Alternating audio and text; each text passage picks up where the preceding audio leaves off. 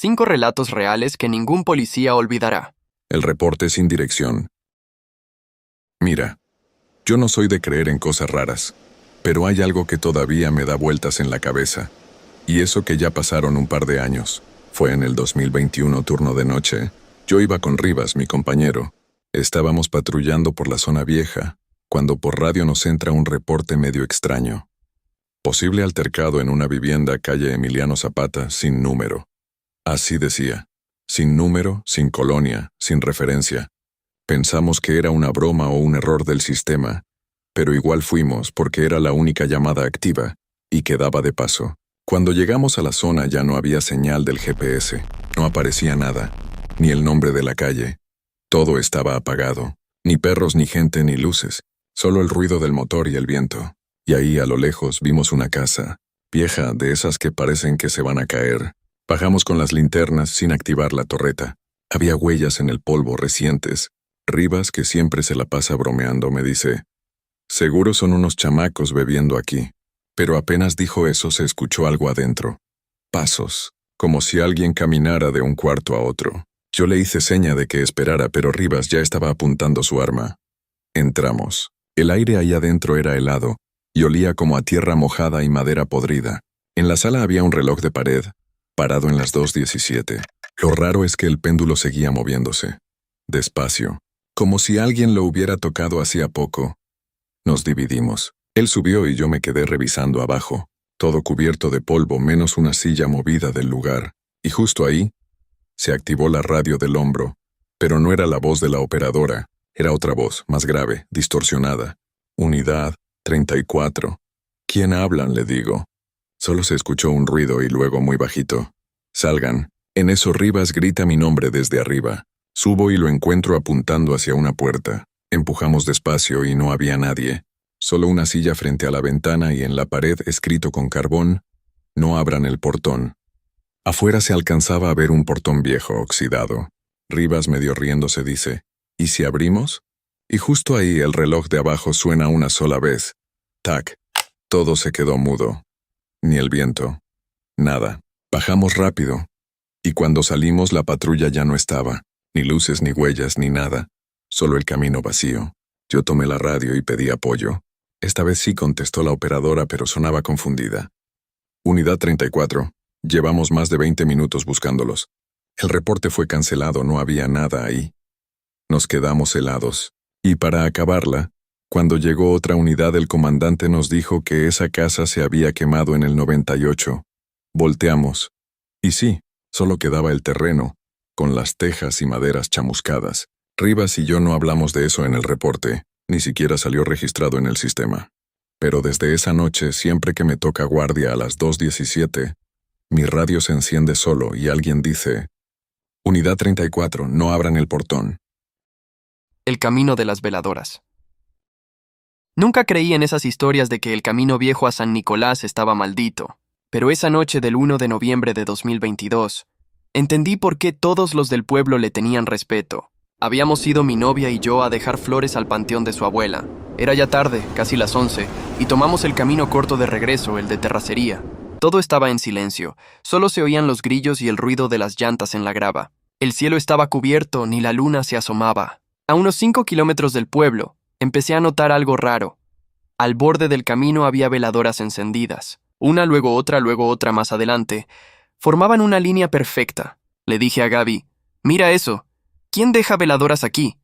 Ella se quedó callada. Seguimos avanzando despacio, y cada vez eran más. Eran docenas, puestas con cuidado, como marcando un camino invisible entre el monte. «A lo mejor están velando a alguien», dijo ella.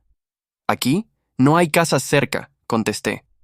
Entonces la vi. A unos metros entre las sombras había una mujer vestida de negro, parada junto a una cruz improvisada. No se movía, no nos miraba, solo estaba ahí con la cabeza inclinada.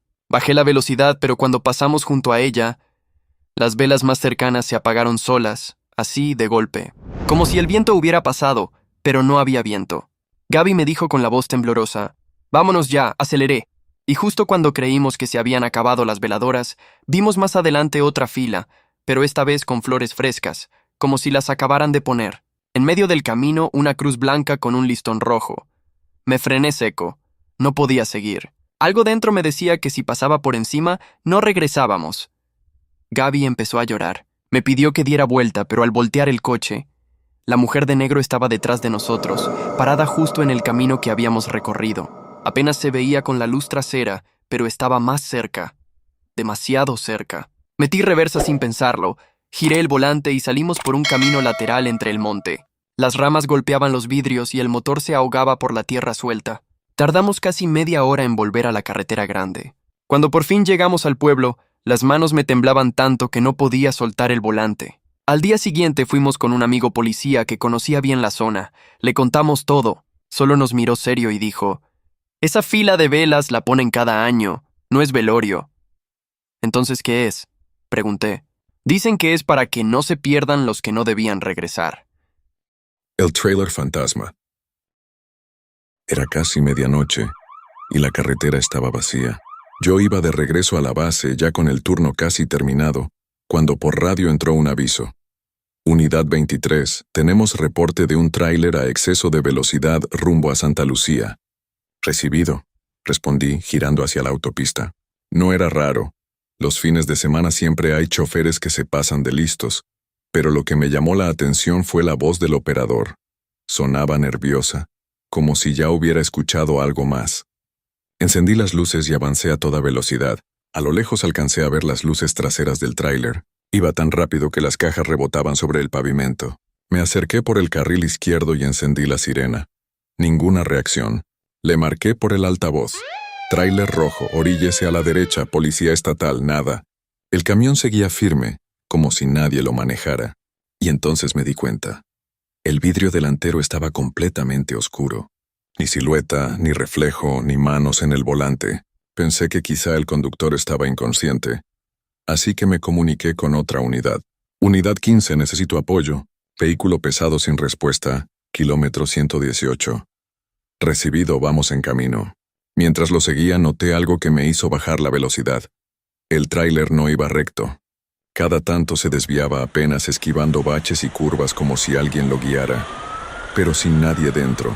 Lo mantuve a la vista unos 5 minutos, hasta que entró a un tramo donde la carretera sube en espiral. Ahí el motor empezó a rugir, como si estuviera al máximo. Las luces traseras parpadearon y luego se apagaron. Frené en seco. Ya no había nada. Ni luces, ni rastro de neumáticos recientes, ni sonido del motor alejándose.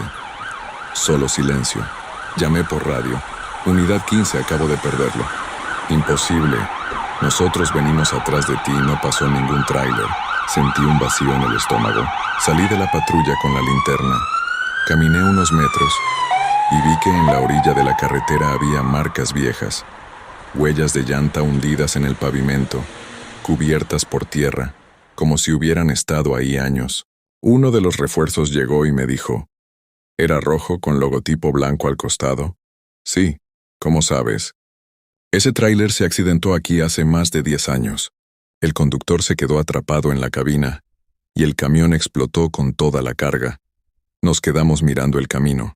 El viento empezó a soplar y se escuchó un chirrido, como el de frenos pesados en movimiento. Pero la carretera seguía vacía. Antes de irnos, mi compañero sacó el teléfono y grabó el tramo, por si las cámaras de la patrulla no habían captado nada. Cuando vimos el video más tarde, el tráiler pasaba frente a nosotros con las luces encendidas, pero en el asiento del conductor solo se veía una sombra quieta. Desde entonces, cada vez que hay niebla o viento fuerte, los reportes vuelven a entrar. Tráiler rojo sin luces, exceso de velocidad rumbo a Santa Lucía. Y cada vez que vamos, el pavimento está igual, fresco, como si algo muy pesado hubiera pasado por ahí hace apenas unos segundos. La antigua gasolinera. Esa noche hacía un frío raro, de esos que no vienen del aire sino del silencio. Era casi la 1 de la mañana, y ya pensaba en regresar a la base cuando el radio sonó. Unidad 27. Reporte de disturbio en la gasolinera del kilómetro 142, a un costado del Entronque Viejo. Me extrañó, porque esa estación tenía años cerrada. Respondí: Central, ¿segura la ubicación? Esa estación está fuera de servicio. Afirmativo. El reporte vino de un número local. La llamada se cortó, pero alcanzaron a decir que Hay gente afuera gritando. Tomé la ruta y en 15 minutos llegué. El letrero estaba oxidado y apenas quedaban 2 bombas cubiertas de polvo. Apagué las luces y me quedé observando. Nada. Solo el sonido del viento entre los vidrios rotos. Bajé de la patrulla, encendí la linterna y avancé despacio. El piso estaba lleno de hojas secas y olía a combustible viejo. Me asomé a la caseta del encargado. Vacía, pero sobre el mostrador había un teléfono negro. Uno de los antiguos, de los que ya casi no se ven. Lo que me heló fue que el auricular estaba descolgado y el cable aún se movía, como si alguien lo acabara de dejar. Central, aquí la 27. No hay nadie visible, pero la llamada podría haber salido de aquí. Silencio. Central, ¿me copia? El radio empezó a hacer un zumbido raro, como estática. Entonces escuché algo. Pasos detrás del módulo, ligeros pero claros. Apunté la linterna y dije, ¡Policía! ¡Salga con las manos donde pueda verlas! Nadie respondió. Solo un golpe seco, como si hubieran cerrado una puerta de metal. Rodeé la caseta y llegué a la parte trasera, donde había un baño viejo y una pequeña bodega. La puerta estaba entreabierta. Empujé despacio, y el chirrido fue tan fuerte que me retumbó en el pecho. Adentro no había nada más que latas oxidadas, un tambor vacío y una silla de metal, volteada hacia la pared. Di un paso más y el teléfono sonó, no el de mi radio. El teléfono negro que estaba en el mostrador. El sonido retumbó en toda la estación, fuerte, seco, como si alguien marcara desde muy cerca. Salí rápido, tomé el auricular y dije, ¿quién habla? Del otro lado solo se escuchaba una respiración, lenta, pesada, casi como si el que estaba al otro lado se esforzara por no hablar. ¿Necesita ayuda? Pregunté, y justo ahí, en la bocina, una voz dijo bajito. No debía venir solo. Solté el teléfono. Me di la vuelta y vi que, a lo lejos, una de las bombas antiguas goteaba algo oscuro, espeso. Me acerqué con la linterna. No era combustible. Era un líquido rojizo que caía al suelo y formaba una línea hasta perderse bajo la bodega. Intenté comunicarme de nuevo, pero el radio estaba muerto. Ni señal ni estática, nada. Minutos después, las luces de la otra patrulla se asomaron a lo lejos. Era Ramírez, mi compañero. Le conté rápido lo que había pasado. Él entró a revisar, pero al salir me dijo, no hay teléfono, ni cableado, ni nada. La oficina está vacía. ¿Cómo que no hay teléfono? Si lo tenía en la mano. Pues mira, entramos otra vez y, efectivamente, sobre el mostrador solo había marcas circulares de polvo, como si algo hubiera estado ahí, hace años. Decidimos revisar los registros del número que hizo la llamada. El operador de la central nos dijo que, según el sistema, provenía de una línea fija cancelada desde 2014, perteneciente a la gasolinera. Ramírez se me quedó viendo y solo dijo, entonces, ¿quién pidió ayuda esta noche? Desde entonces, esa zona quedó marcada en la frecuencia. Cada tanto, algún patrullero nuevo dice escuchar la voz en el radio, pidiendo apoyo desde el 142. Siempre la misma frase. Hay gente afuera gritando. Y siempre, cuando llegan, la estación sigue vacía. El reporte de la casa olvidada. Esa noche nos llamaron por un reporte extraño. Decían que en una casa abandonada a las afueras del pueblo, se veían luces encendidas y se escuchaban voces. Fuimos 3 unidades, pero a mí me tocó ir al frente con el oficial Herrera. El camino era de terracería, lleno de lodo y sin señal. No había razón para que alguien estuviera ahí. Esa casa llevaba más de 20 años abandonada. Al llegar, la puerta principal estaba entreabierta. Dentro, todo estaba cubierto de polvo y telarañas, pero se sentía como si alguien hubiera estado ahí hace poco. En la mesa había 3 platos servidos todavía con comida fresca. Herrera me miró y dijo en voz baja, ¿tú pusiste esto en el informe? No, solo reportaron luces, nada más. Entonces escuchamos algo. Un sonido suave, como pasos arriba. Subimos despacio, alumbrando con la linterna. Había un pasillo largo y al fondo, una habitación con la puerta cerrada. Herrera la empujó y adentro encontramos una silla meciéndose sola frente a la ventana. No había viento. En el piso, una fotografía vieja. Mostraba a una familia frente a esa misma casa. Pero detrás de ellos, en la ventana, se veía una figura borrosa, como una sombra observando. Herrera se agachó para recogerla, pero en ese momento la puerta se cerró de golpe detrás de nosotros. Oscuridad total. La linterna parpadeó y por un segundo vimos a una mujer parada frente a la silla. Su rostro no se veía, pero sostenía algo entre las manos. ¿Quién está ahí? gritó Herrera apuntando con la lámpara, y entonces la mujer levantó la cabeza. No tenía ojos. La luz se apagó. Solo se escuchó la mecedora chirriando, más rápido hasta que de pronto todo quedó en silencio. Bajamos corriendo sin mirar atrás. Cuando salimos, la puerta de entrada estaba cerrada por dentro. Tuvimos que forzarla. De regreso a la patrulla, Herrera iba callado. Ya en la carretera dijo, esa mujer traía un bebé en brazos. Yo no había visto nada. Al día siguiente volvimos con el comandante y otros 2 elementos, pero en lugar de la casa solo había ruinas, paredes caídas y cenizas. Un anciano del rancho cercano nos dijo que esa casa se había incendiado en los años 90. Murieron una mujer y su hijo recién nacido. 5 historias que la morgue oculta. Trabajo desde hace 3 años en una funeraria de León. Turno de noche. Dicen que uno se acostumbra a todo. Pero hay cosas que no se olvidan. Era un miércoles tranquilo, casi sin servicios. Ya pasaban de las 11 y me tocaba revisar las cámaras frigoríficas antes de cerrar. Teníamos solo 2 cuerpos esa noche. Ambos identificados y con papeleo en orden. Cuando abrí la compuerta del primer refrigerador, escuché un sonido raro como un suspiro fuerte. Pensé que era el gas del sistema, pero se repitió, más largo. Me quedé quieto, con la puerta abierta mirando el cuerpo. Era un señor de unos 50, fallecido por un infarto. Tenía los ojos cerrados y las manos cruzadas, todo normal, hasta que vi que su pecho se movía. No fue mi imaginación. El plástico del sudario se levantó un poco, como si respirara. Me eché para atrás. Corrí a la oficina y le hablé a mi compañero. Pero cuando regresamos, el cuerpo ya estaba inmóvil. Revisamos el registro. Lo habían entregado desde la tarde y certificado como sin signos vitales.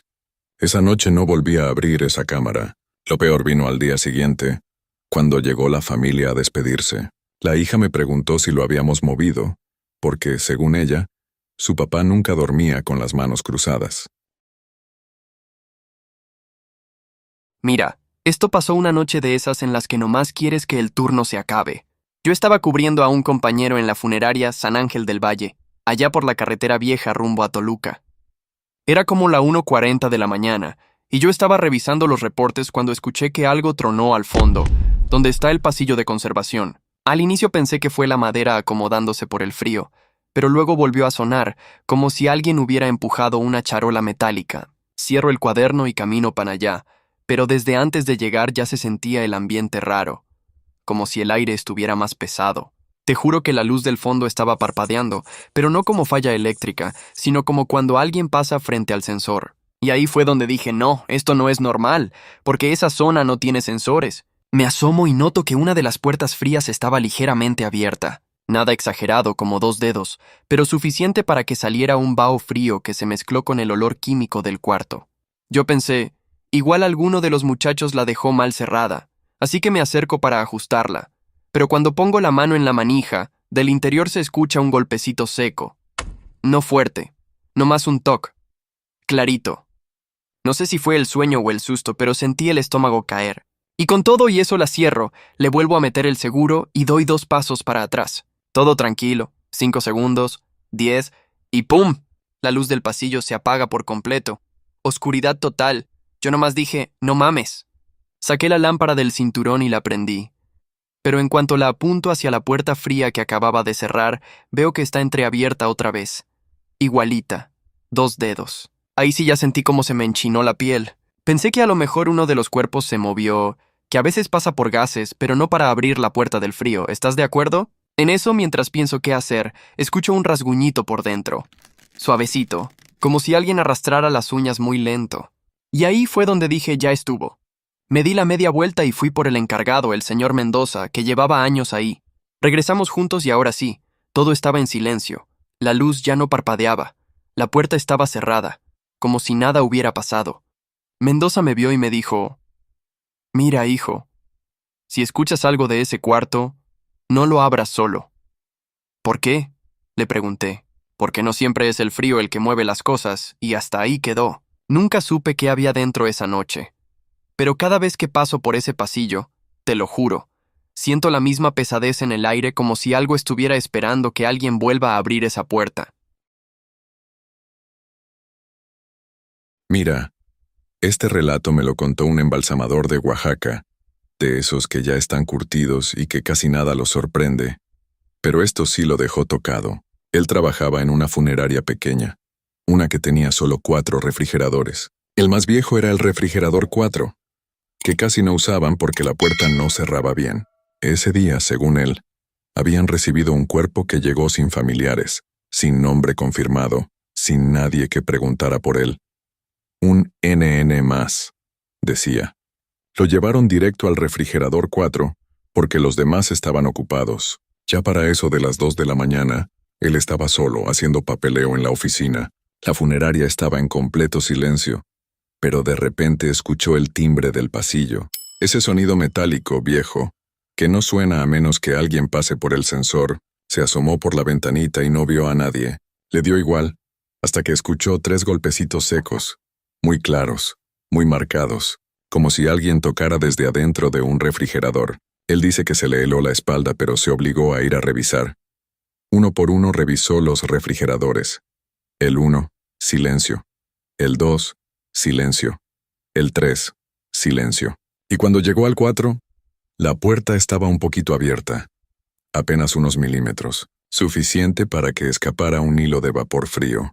Tragó saliva. Puso la mano en la manija para cerrarlo, y justo cuando estaba por hacerlo, escuchó un golpe desde adentro. No tan fuerte como para abrir la puerta, pero sí lo suficiente como para que la manija le vibrara en la mano.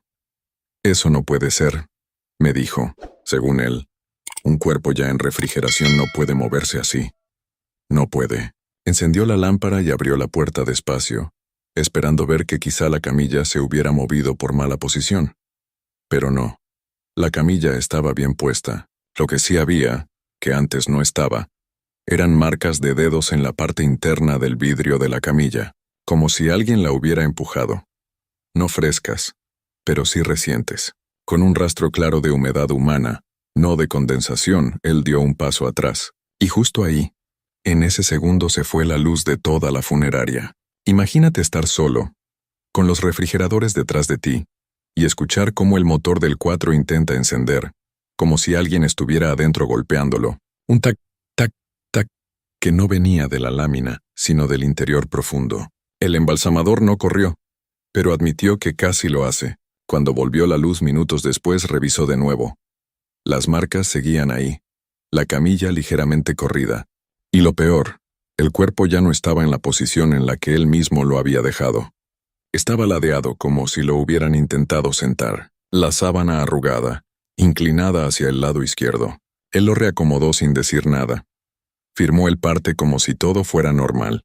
Lo raro es que ese cuerpo NN desapareció de los registros una semana después, y nadie sabe quién lo recogió, ni si alguien realmente lo recogió.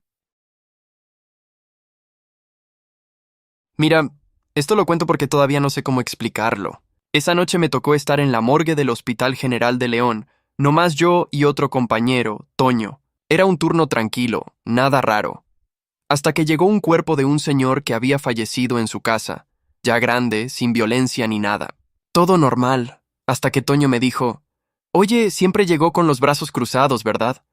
Le contesté que sí. Yo mismo lo había acomodado.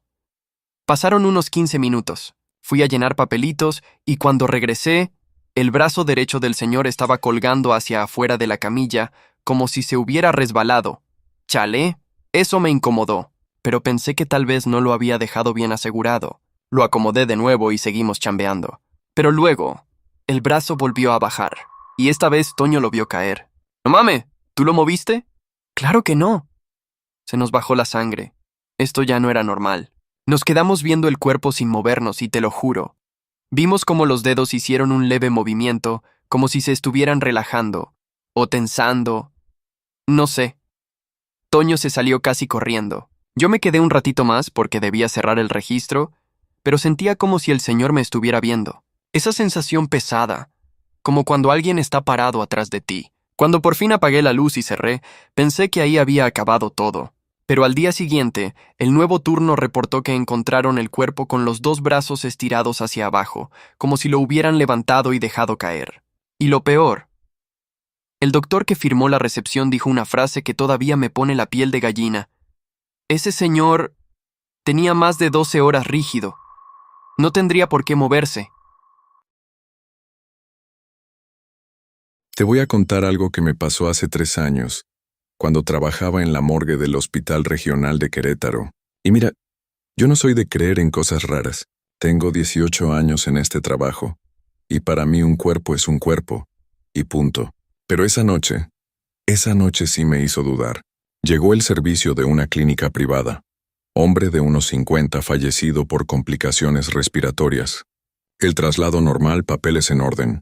Lo acomodé en la cámara 3, revisé temperatura, cerré la puerta y seguí con mis pendientes. Nada fuera de lo común.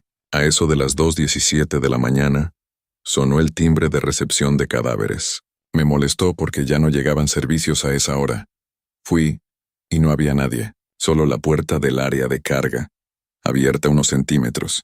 Pensé que Toño, el guardia, había dejado mal asegurado el cerrojo. Lo cerré y regresé a la morgue. Cuando entré, vi algo que me hizo detenerme en seco. La puerta de la cámara 3 estaba abierta. Poquito, pero abierta. Me acerqué molesto pensando que la empaqué mal. La cerré. Revisé el seguro. Todo bien. Caminé de regreso al escritorio y volví a escuchar el clic metálico de la puerta abriéndose. Sentí cómo se me apretó la nuca. Regresé y la puerta estaba abierta otra vez. Y el cuerpo no estaba. Me quedé frío. Pensé que alguien estaba jugando una broma de pésimo gusto, pero en ese momento escuché un ruido seco, como cuando una camilla se recarga en la pared. Fui al pasillo, y ahí estaba el cuerpo del hombre, de pie inclinado recargado contra la esquina, como si alguien lo hubiera levantado y dejado ahí sin cuidado. No tenía sentido. Ese cuerpo era pesado y estaba completamente rígido. Me acerqué temblando, y entonces vi algo que todavía no puedo explicar. Las marcas de arrastre en el piso no iban desde la cámara hacia el pasillo. Iban hacia la cámara, como si hubiera tratado de volver, no de salir. Lo reporté en el libro, pero jamás puse el detalle de cómo lo encontré. ¿Quién me iba a creer? Al día siguiente revisamos los videos. Nadie entró. Nadie salió. Pero a las 2:16 se ve la puerta de cámara 3 abrirse sola, y luego la sombra del cuerpo inclinarse hacia adelante, como si algo lo empujara con fuerza. Esa fue la única vez en 18 años que pensé en renunciar. Testimonios paranormales en cementerios. Pensé que era un familiar que se había quedado rezando. No sería la primera vez. Caminé hacia él para avisarle que ya era muy tarde, que tenía que salir por seguridad. «Buenas noches», dije cuando estuve a unos 8 metros. «¿Todo bien?» La figura no se movió. Ni un gesto. Nada. Le repetí más fuerte. «Señor, ¿está usted bien?» Silencio. Fue ahí cuando sentí algo extraño.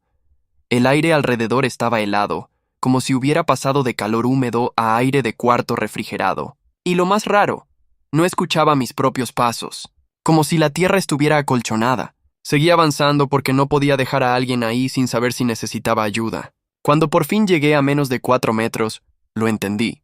Ese hombre no estaba parado, no tocaba el piso, su sombra estaba mal.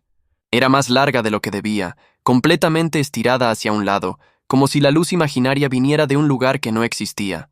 Di un paso atrás instintivamente, y entonces, esa cosa, porque ya no podía verlo como persona, giró la cabeza. Pero no giró el cuerpo, solo la cabeza. Lentamente, como si la moviera con dificultad. No tenía facciones claras, no tenía expresión. La cara parecía gris, como si estuviera cubierta de polvo o tierra seca. Me quedé congelado. La lámpara me temblaba en la mano, y cuando respiré por fin, el aire salió como en vapor, como si estuviera bajo cero. «Señor», alcancé a decir, aunque mi voz ya no me obedecía. La figura empezó a moverse. No caminaba. Se deslizaba apenas unos centímetros hacia mí sin hacer ruido, sin doblar rodillas, sin levantar los pies. Retrocedí más rápido ahora. Mi radio tronó en ese instante. Un chasquido fuerte, como interferencia. Y una voz, la de mi supervisor, entró con ruido. «¿Dónde estás? Las cámaras, no te vemos». La figura siguió avanzando. Yo retrocedí hasta golpear una lápida baja con el talón y casi caí. Apunté la lámpara directo a su rostro, y ahí sí lo vi. Los ojos no estaban, solo 2 huecos hundidos y oscuros, como si estuvieran cavados. y aún así, yo sentí que me estaba mirando. Me levanté como pude y empecé a caminar hacia atrás, sin darle la espalda. La figura siguió deslizándose. A unos 3 metros de distancia se detuvo de golpe. No sé por qué. Solo se quedó ahí, totalmente inmóvil, como si algo la hubiera frenado. El radio volvió a sonar. ¿Me copias? Estamos viendo movimiento en tu zona, pero no se distingue nada. Apreté el botón, temblando. Supervisor, hay alguien aquí. No responde. No sé qué es. Cuando dije eso, la figura retrocedió como si la arrastrara una fuerza invisible. Un segundo estaba a 3 metros, y al otro estaba lejos, como si hubiera sido absorbida por la oscuridad. No caminó, no giró, solo desapareció hacia atrás sin hacer ruido, como si lo hubieran jalado con una cuerda. Corrí. No pensé. Corrí hasta llegar al área iluminada donde empiezan las oficinas administrativas. Ahí estaba el supervisor, revisando el monitor portátil. ¿Dónde estabas?, me dijo. En la cámara solo vimos tu luz. Y otra sombra atrás de ti. No era una sombra, dije, todavía sin aire. Era un hombre. Bueno, no sé qué era. El supervisor me vio serio, muy serio. Luego dijo algo que no me gustó nada. Aquí pasan cosas, pero nunca te acerques a alguien que esté de espaldas y no responda. Esa regla es vieja y no está puesta para los vivos. No pude dormir en todo el día, y desde esa noche, jamás vuelvo a entrar solo al pasillo antiguo. Si alguien está parado ahí, prefiero no saber si es un visitante o algo que solo parece uno. Cuando acepté trabajar un mes como velador en el Panteón de Belén, en Guadalajara, pensé que sería como cualquier otra chamba de vigilancia. Rondines, revisar que nadie se meta a hacer desmanes y reportar lo que se tenga que reportar. Eso pensé, hasta la tercera noche. Ese lugar es viejo, muy viejo, y a diferencia de otros panteones donde he trabajado, aquí todo es más angosto. Los pasillos, las tumbas, las sombras. Sientes que cualquier cosa te puede salir a medio metro, y eso cansa mentalmente desde el primer recorrido. La noche del encargo fue tranquila al inicio, nada raro. Ni ruidos, ni visitantes tardíos, ni veladoras prendidas donde no deberían. A eso de la 1 de la mañana, el supervisor me habló por radio.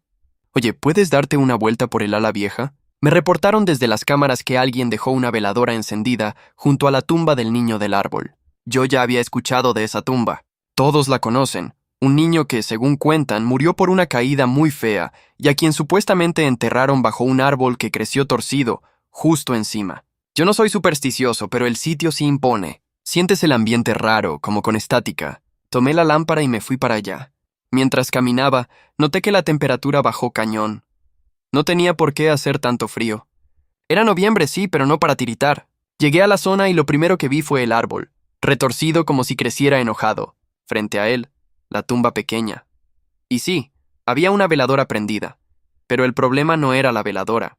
El problema era que estaba recién encendida, como si alguien hubiera estado ahí 2 minutos antes. Me acerqué. Olía a cera tibia, a fósforo fresco. Miré alrededor. Nada, solo silencio y oscuridad. Revisé la tumba y noté algo más raro aún. Huellitas. No eran de adulto, tampoco de algún animal conocido. Eran pequeñas, muy marcadas en la tierra húmeda, como si un niño hubiera estado parado frente a la tumba, y ahí empezó la sensación fea. Esa que te dice que algo está mal, pero mal en serio. ¿Quién anda ahí?, dije con la voz bien forzada para que no sonara temblorosa. No contestó nadie.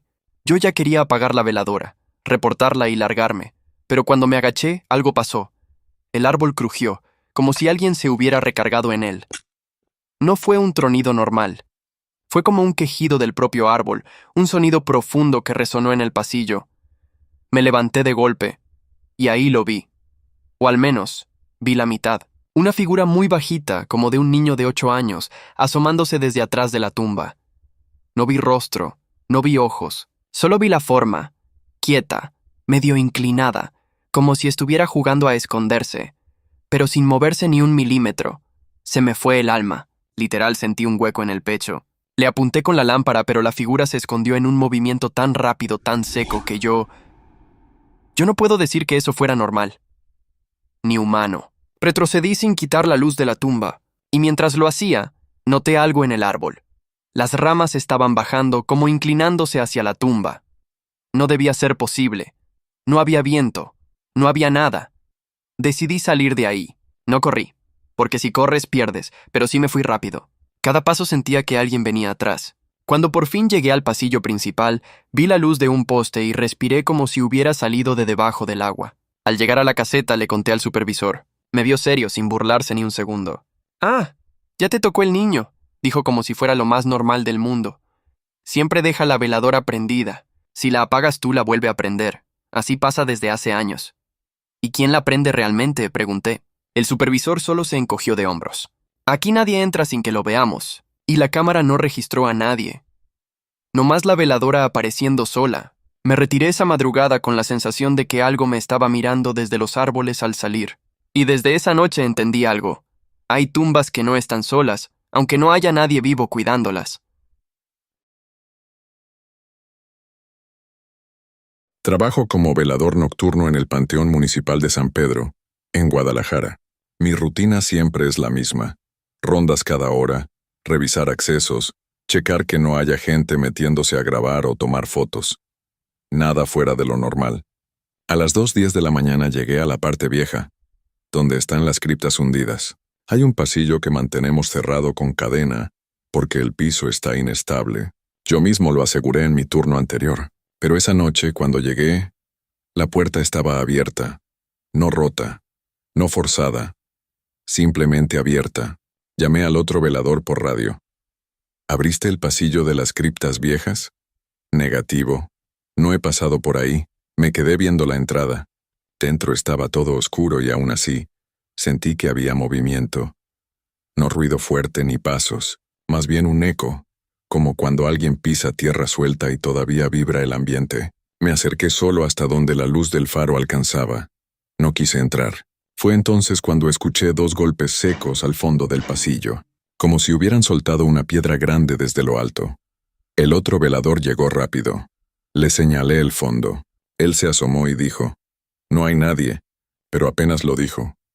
Algo pasó frente al último nicho. Una sombra, como si alguien hubiera cruzado de un lado a otro. No flotando, no corriendo, simplemente caminando, como si estuviera revisando el lugar. Fuimos hasta el punto donde se vio, y el área estaba igual que siempre. Tierra seca, hojas viejas, paredes desgastadas. No había huellas, no había piedras movidas, no había nada que justificara los golpes o la sombra. Cerramos la puerta con cadena doble. Antes de irnos, el otro velador solo comentó: «Ese pasillo estaba cerrado. Yo lo vi cerrado hace 1 hora, y ahí lo dejamos. Hasta hoy, nadie del personal dice haber entrado. Pero cada vez que paso por ahí, la puerta siempre tiene marcas de haberse movido». Cuando entré a trabajar como velador en el Panteón de Dolores, en la Ciudad de México, varios me advirtieron que el turno de las 3 a.m. era el que nadie quería. Yo pensé que era puro cotorreo para espantar al nuevo. Error mío. Mi primer noche me tocó con don Evaristo, un señor canoso, flaco, serio, con casi 40 años en ese panteón. Caminaba lento, como si ya supiera exactamente qué esquivar, qué no voltear a ver y qué zonas cruzar rápido. «Tú no te separes», me dijo sin verme. «Aquí el silencio no siempre es silencio». Yo pensé que exageraba, pero conforme avanzamos por los pasillos viejos sentí algo, como si el aire estuviera más pesado entre las tumbas antiguas. No era miedo todavía, pero sí una incomodidad rara, como si alguien nos estuviera viendo desde algún punto que yo no lograba ubicar. Eran casi las 3 cuando don Evaristo se detuvo frente a un panteón antiguo, con cruces oxidadas y fotos desgastadas. Su lámpara parpadeó justo ahí, como si se la apagara el viento, pero no había viento. «Aquí no nos quedamos mucho», me dijo bajito. «¿Por?», pregunté. «Porque aquí ya han pasado cosas. Nada que quieras ver». Y justo cuando dijo eso, se escuchó un quejido largo, como de alguien arrastrando los pies en grava. Yo giré la lámpara hacia el pasillo y no había nada. Bueno, eso creí. Mientras iluminaba, vi algo. Una sombra, entre una tumba grande y un ciprés viejo. Era la silueta de alguien parado, pero lo que me heló no fue eso, sino que no se movía, ni siquiera respiraba. No era un visitante, no era alguien vivo. «Ira, chavo, ni lo voltees a ver», murmuró don Evaristo. «Nomás sigue caminando», pero mi cuerpo no me obedeció. No pude dejar de verlo. Era una figura quieta, como si supiera que yo la estaba mirando pero sin acercarse ni alejarse. Algo en su postura era antinatural. Don Evaristo me tomó del brazo y me jaló. Te dije que no lo vieras. Me regañó, pero en voz baja, como si no quisiera que eso lo escuchara. Seguimos caminando rápido, y fue entonces cuando escuchamos pasos detrás de nosotros, como si la sombra ahora sí nos estuviera siguiendo. No eran pasos normales. Sonaban como algo pesado, arrastrado, sin ritmo. Yo volteé, aunque me dijeron que no, y lo juro. La figura estaba más cerca, pero no se movía. Era como si apareciera más adelante cada vez que parpadeaba. En eso, don Evaristo apagó su lámpara. No lo alimentes con luz, susurró. La luz lo llama. Yo no sabía qué hacer, así que me quedé quieto, oscuro total, escuchando esos pasos. Cada vez más cerca. Mi respiración estaba acelerada, y sentía que si hablaba, lloraba o me movía, algo iba a salir mal. Y de pronto, silencio. Total. Absoluto. Don Evaristo me tocó el hombro. Ya se fue, dijo sin convencerse del todo. Pero no lo despertaste, eso es bueno. Yo traté de preguntarle qué era, pero me cayó con la mano. Hay cosas aquí que no son de ahorita, son de hace décadas, y nomás siguen, como si nunca les hubieran avisado que ya no es su tiempo. No pude dormir en 2 días, y desde esa noche, entendí por qué el turno de las 3 a.m. casi siempre terminaba cayendo en manos del más nuevo. Llevo más de 20 años cuidando este cementerio en Badiraguato. He visto pasar generaciones, entierros de todo tipo, y he escuchado muchas historias. Pero hay una que siempre me pone la piel de gallina, la de la capilla abandonada. La capilla está en la parte más antigua del cementerio, casi en ruinas. Nadie la usa, y muchos dicen que está embrujada. Yo nunca le di importancia, hasta que empecé a escuchar cosas. Una tarde, mientras cortaba el pasto cerca de la capilla, escuché un susurro. No estás solo. Me giré, pensando que era alguno de los visitantes. Pero no había nadie, solo las tumbas y la capilla, con sus puertas cerradas. Pensé que era el viento, pero el susurro volvió, más claro. Vete. Sentí un escalofrío. El aire se volvió pesado, como si algo me estuviera observando. Seguí trabajando, intentando ignorarlo, pero el susurro no paraba. Ya sabes, una noche, mientras hacía mi ronda, decidí entrar a la capilla. Tenía curiosidad. La puerta estaba entreabierta. Adentro todo estaba oscuro y lleno de polvo.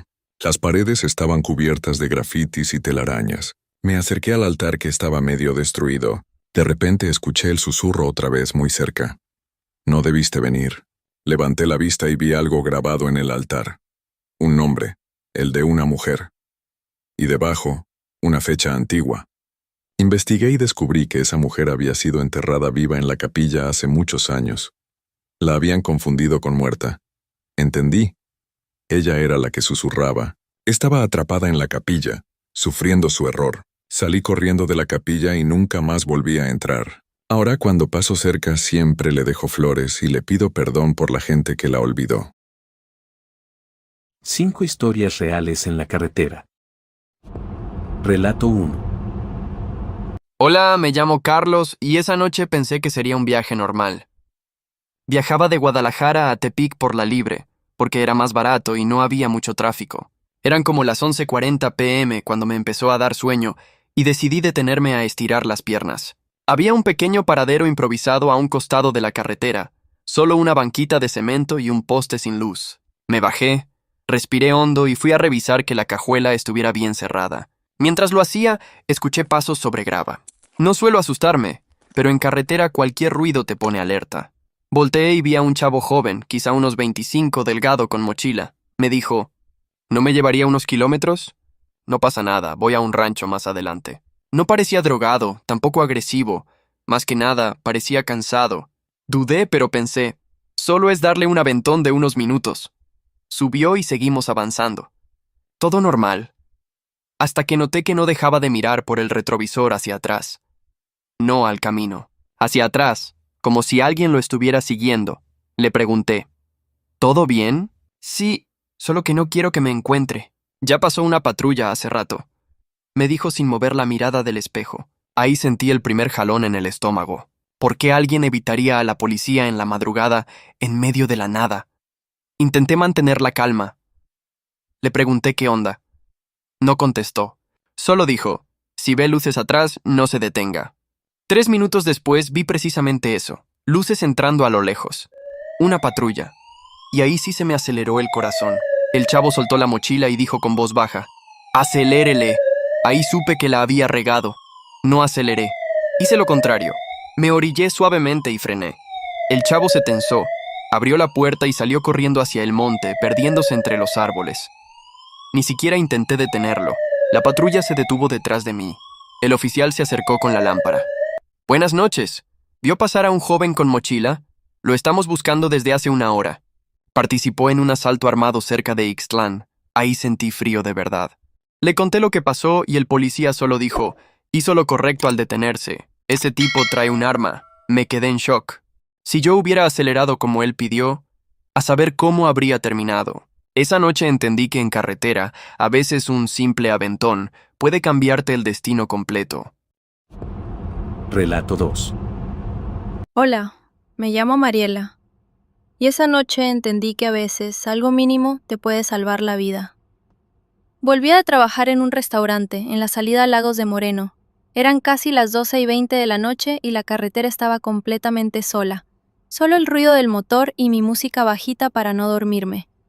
Al llegar al kilómetro 42 vi algo raro, un carro detenido con las intermitentes prendidas. La puerta del conductor estaba abierta y parecía haber alguien sentado en la banqueta, recargado contra las rodillas. Pasé despacio. Soy mujer y viajar sola de noche siempre me pone alerta.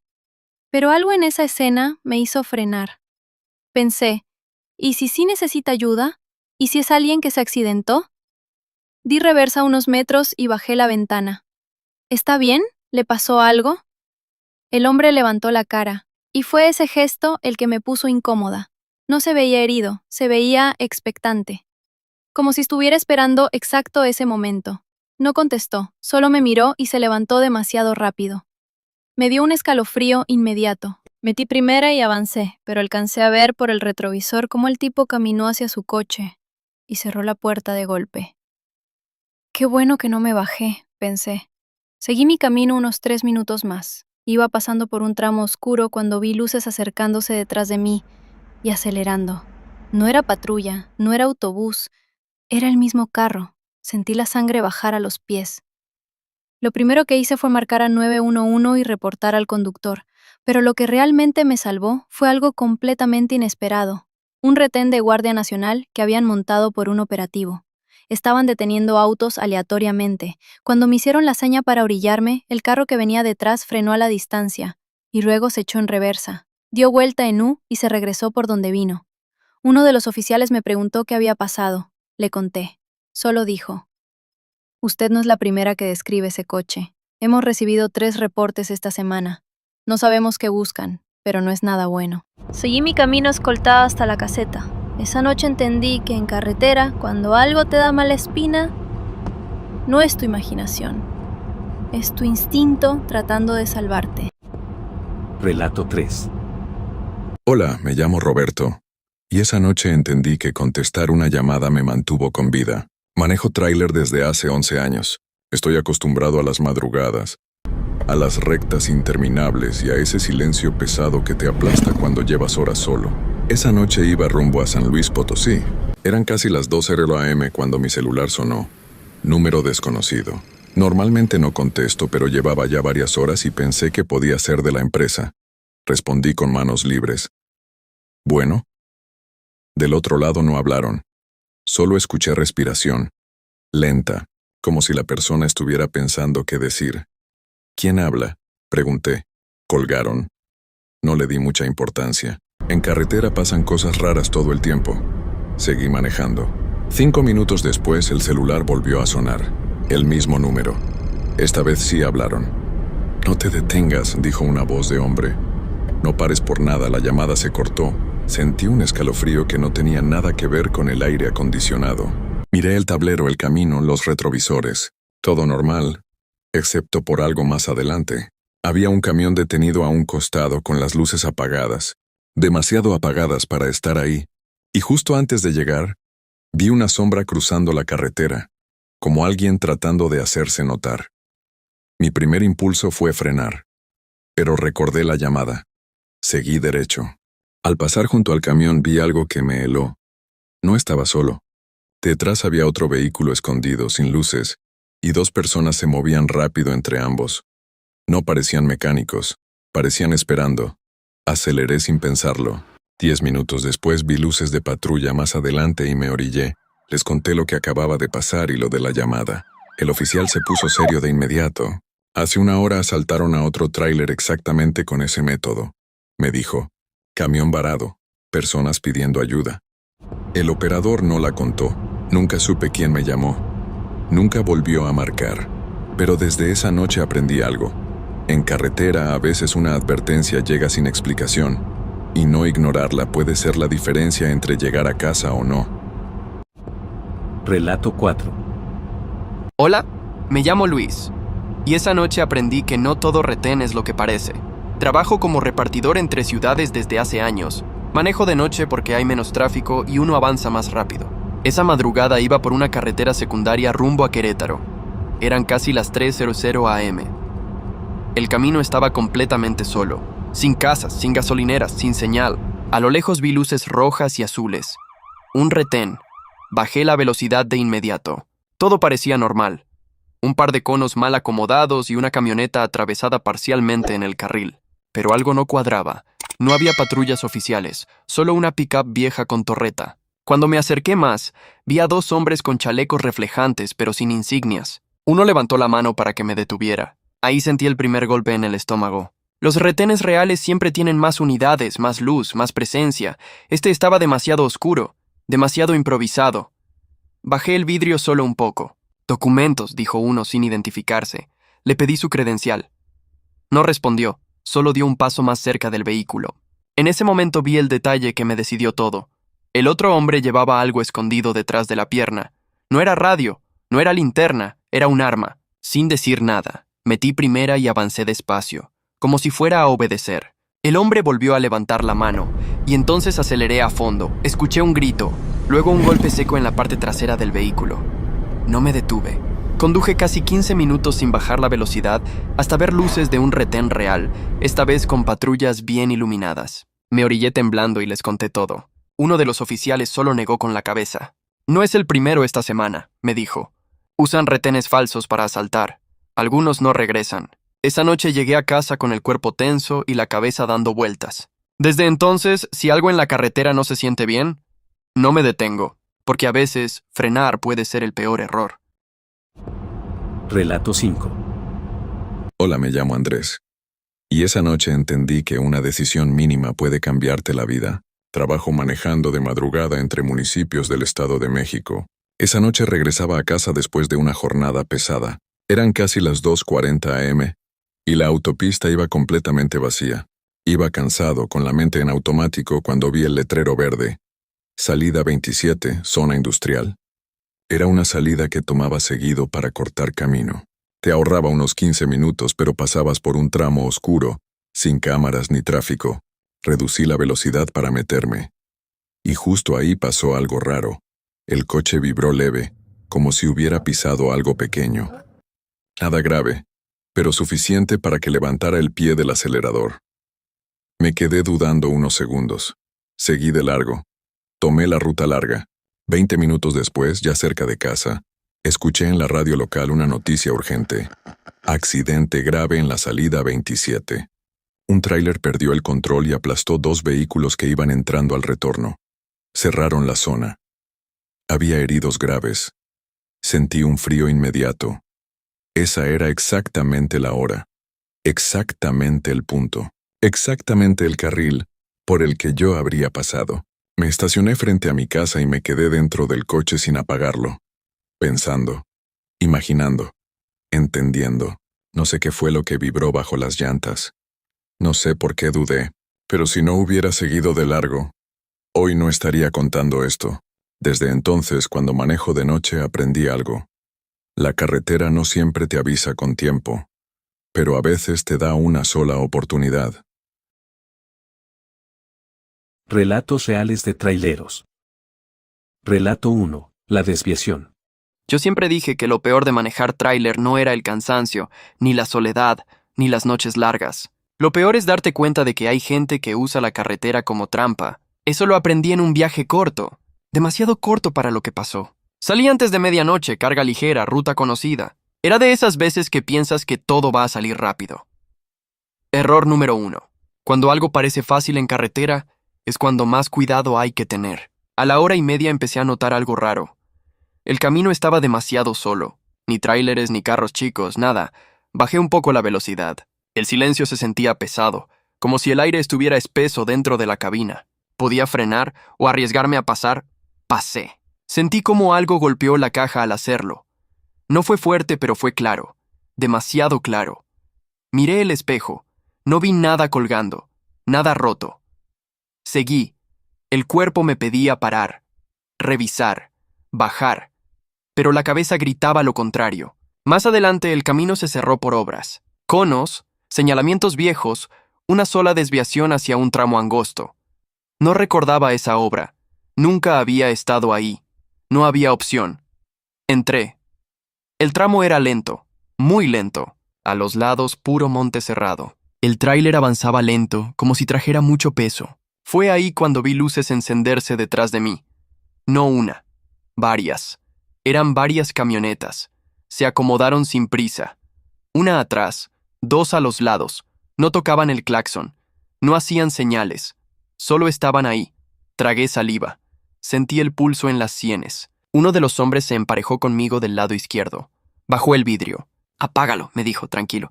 «No te va a pasar nada», no contesté. «Ya te vimos desde hace rato», continuó. «Mejor bájate». Apreté el volante. No aceleré, no frené.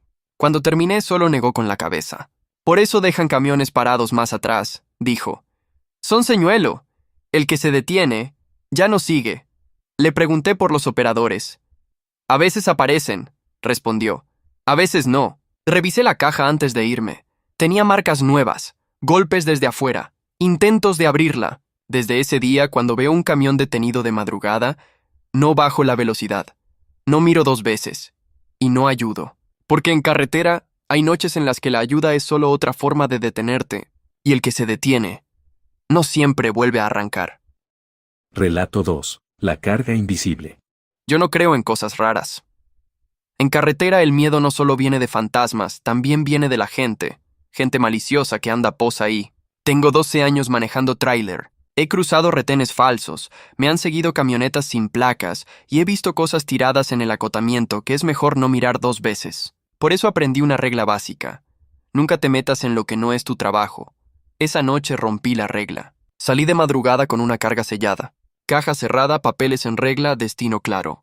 Desde el patio me dijeron que era urgente y que no me detuviera por nada. Nada raro. Eso lo dicen siempre. El problema empezó a las 3 de la mañana, en un tramo de carretera secundaria. De esos donde no hay pueblos, no hay señal y el monte se pega tanto al camino que parece que se te viene encima. Sentí un golpe seco en la caja, luego otro. Pensé que era la suspensión, pero el tráiler empezó a vibrar distinto, como si algo se moviera atrás. Me orillé. Error número 1. Bajé con la lámpara y revisé llantas, ejes, todo normal. La caja seguía sellada. Cuando iba a subir, escuché otro golpe. Desde dentro. No era metal suelto. Sonaba a algo vivo. Me quedé congelado. No grité, no corrí, solo pegué el oído a la pared de la caja. Hubo silencio unos segundos, y luego un golpe más fuerte, justo donde estaba yo. Subí de inmediato y arranqué. El tráiler respondió lento, pesado. En el espejo vi cómo la caja se movía apenas, como si el peso no estuviera bien acomodado. A los pocos kilómetros el radio se encendió solo. «No abras», dijo una voz. «Si no abres, llegas». No pregunté nada. No respondí. Solo apagué el radio. El camino se hizo eterno.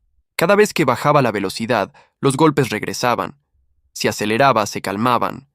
Como si supieran. Llegué a una báscula abandonada. No pensaba parar, pero había un retén adelante. Camionetas oscuras, luces apagadas. No eran federales. Lo supe en cuanto los vi. Uno de ellos me hizo señas. «Abre la caja». Dije que no podía, que estaba sellada.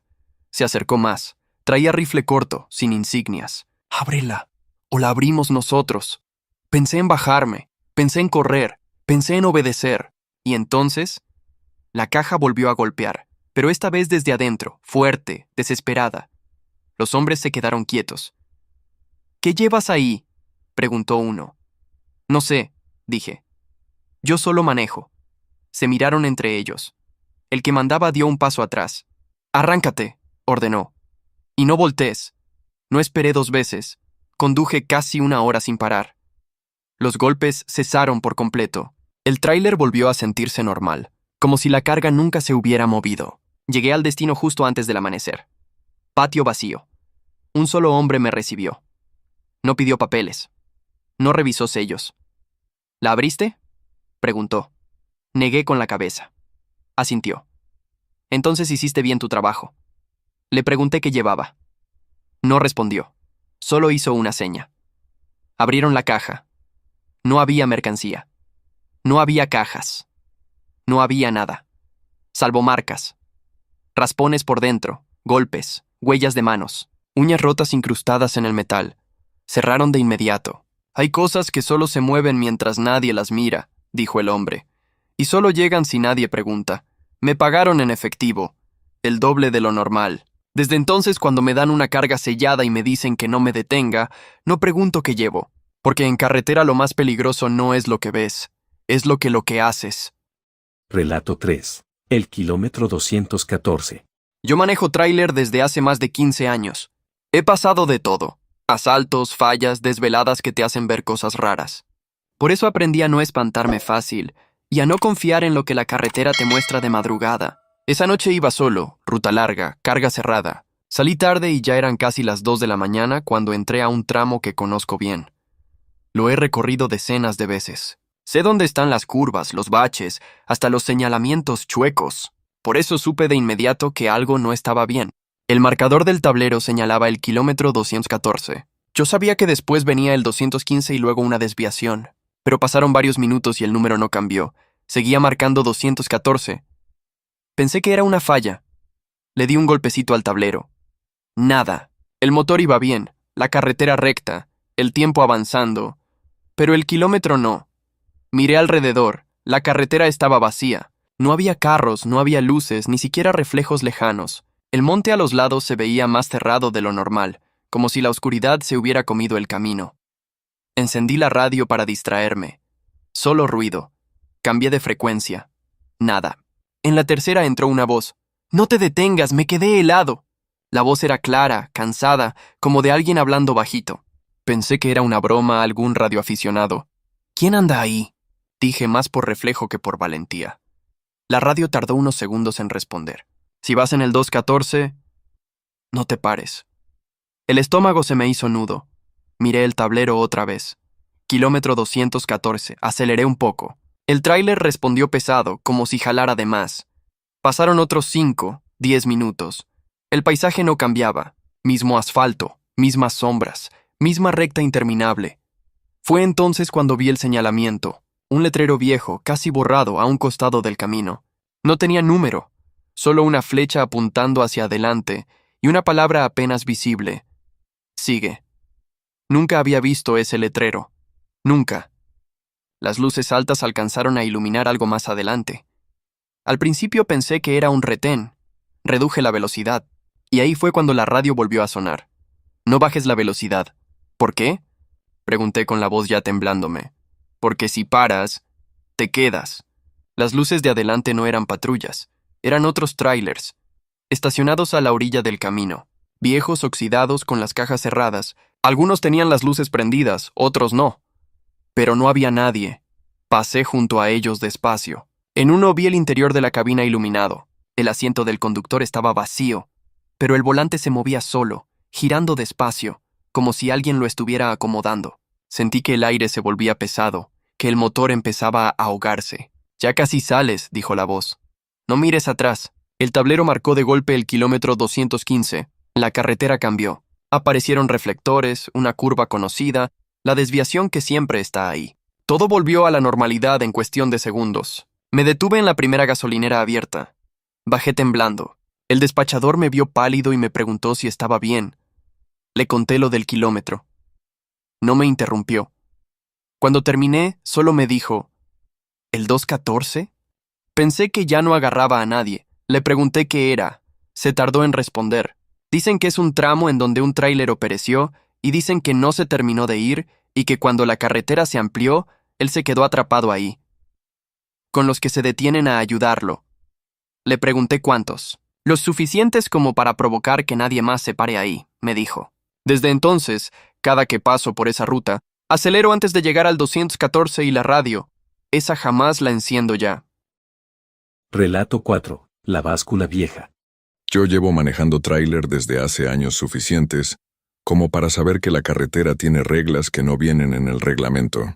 Una de ellas la aprendí a la mala, y tiene que ver con una báscula vieja que ya ni siquiera aparece en los mapas. Esa noche venía cansado, pero no al punto de cabecear. Ruta pesada, carga legal, papeles en orden. Eran casi las 3 de la mañana cuando vi el anuncio. Báscula a 500 metros. Me pareció raro porque esa báscula llevaba años cerrada. Incluso habían quitado el letrero. O eso creía. Bajé la velocidad por costumbre. No quería problemas. Conforme me acercaba vi la caseta. Luces apagadas, ventanas rotas, la pluma levantada a medias, torcida. Todo indicaba abandono.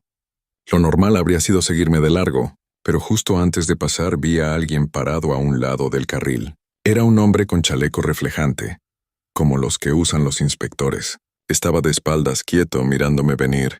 Pensé que quizá habían reabierto la báscula sin avisar. Frené. Desde que pisé el freno sentí que había cometido un error. El silencio era raro. Ni grillos, ni viento, ni otros motores. Solo el sonido de mi tráiler detenido frente a una báscula muerta. El hombre no se acercó. No levantó la mano. No hizo señal alguna. Solo dio media vuelta. Y ahí fue cuando noté que su cara no se veía bien. No es que estuviera oscura. Era como si no terminara de verse. Como una mancha mal definida. ¿Todo bien?, grité desde la cabina. No respondió. Miré los espejos. La carretera detrás de mí estaba vacía, pero demasiado vacía. Recta, oscura. Como si se hubiera alargado. Entonces escuché un golpe seco. Algo había subido al estribo del copiloto. El tráiler se movió ligeramente como cuando alguien se sube. Sentí el peso. Escuché la puerta abrirse. «No voltees», dijo una voz muy cerca. No venía del radio. Venía de dentro. Me quedé rígido con las manos apretadas al volante. «Arranca», dijo. «No te bajes y no preguntes nada». El motor estaba encendido, pero no respondía de inmediato. Tardó un segundo más de lo normal. Ese segundo se me hizo eterno. «Si apagas el motor aquí, no sale», añadió la voz. Arranqué. La báscula quedó atrás demasiado rápido, como si el espacio se hubiera encogido. Cuando miré por el espejo ya no estaba. Ni la caseta, ni la pluma, ni el camino de acceso. Sentí el peso a mi lado. Sentado. No lo miré. No quería. Sabía que no debía. «¿Cuánto falta?», pregunté, sin saber por qué. «Lo suficiente», respondió. «Solo no frenes». Manejé así varios minutos. El tablero marcaba normal, pero la carretera no cambiaba. Ninguna desviación, ningún señalamiento conocido. Solo asfalto y oscuridad. «Aquí», dijo de pronto. Frené. El tráiler se detuvo frente a una gasolinera vieja, iluminada, abierta. Había otros camiones, gente caminando, ruido normal. Todo parecía real otra vez. Sentí como el peso desaparecía del asiento. La puerta del copiloto se cerró sola, despacio. No miré. Me bajé hasta que estuve seguro de que estaba solo. Un despachador me vio raro y me preguntó si venía de la báscula. «¿Cuál báscula?», le pregunté. Me miró serio. «La vieja, la que nadie debe usar». Le pregunté qué pasaba con los que frenaban ahí. «Algunos no arrancan», me dijo. «Otros sí, pero ya no vienen solos». Desde esa noche tengo claro algo. En la carretera nadie se sube en una báscula abandonada, y si alguien lo hace, es porque no quiere quedarse ahí. Relato 5. Nunca te orilles de madrugada. Yo llevaba casi 8 horas manejando cuando pasó. No estaba cansado, no tenía sueño. Eso es importante decirlo, porque lo que ocurrió no fue por desvelo. Era un tramo federal, recto, de esos que parecen tranquilos porque no hay curvas ni pendientes. Justo esos son los más peligrosos. La carga era normal. Abarrotes, papeles en regla, nada especial. Iba solo, sin copiloto, sin radio prendido. El motor sonaba parejo. Entonces vi las luces. No venían de frente, venían detrás de mí. 2 faros bajos pegados al asfalto, manteniendo la misma distancia. No me rebasaban, no se acercaban, solo estaban ahí. Pensé que era otro tráiler. Seguí normal. Pasaron varios minutos y las luces seguían igual, como clavadas a mi defensa. Bajé un poco la velocidad. Ellos bajaron también. Aceleré. Aceleraron. Ahí fue cuando sentí la presión en el pecho. No miedo todavía. Incomodidad. Miré el reloj.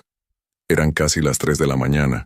No había tráfico, ni luces de pueblos, solo monte oscuro a los lados y la cinta negra del camino. Decidí probar algo. Encendí la direccional como si fuera a orillarme. Las luces de atrás se apagaron. Quité la direccional.